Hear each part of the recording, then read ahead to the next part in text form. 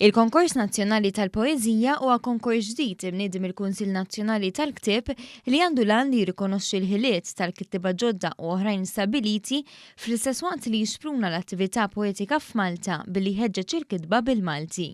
Dan il-konkors issemma Doreen Micallef, poetessa li għexet fis-seklu 20, deskritta bħala waħda mill-vuċijiet femminili ewlenin ta' wara t-Tieni Gwerra Dinjija.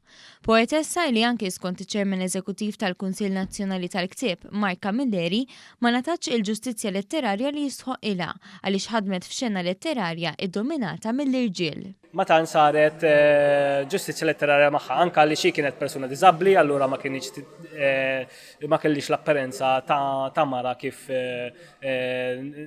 nistennew skont l-istereotip ta' kif għandha tidher mara. U għal dik ir-raġuni ddeċidejna illi nagħmluha ġieħ billi nsemmu l-Konkors Nazzjonali tal-Poeżija wara għal. Ix-xogħol sottomess irid ikun oriġinali li qatt ma ġie pubblikat f'kotba rivisti jew ġurnali. Għandhom ikunu poeżiji bil-Malti mhux itwal minn 36 vers.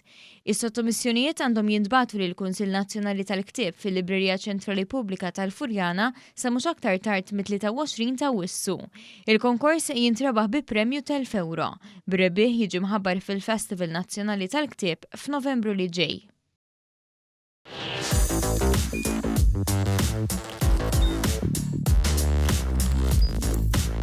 Idħol fuq one.com.mt u hemmhekk tista' tara l-programmi kollha li jxandru fuq One permezz ta' One Play.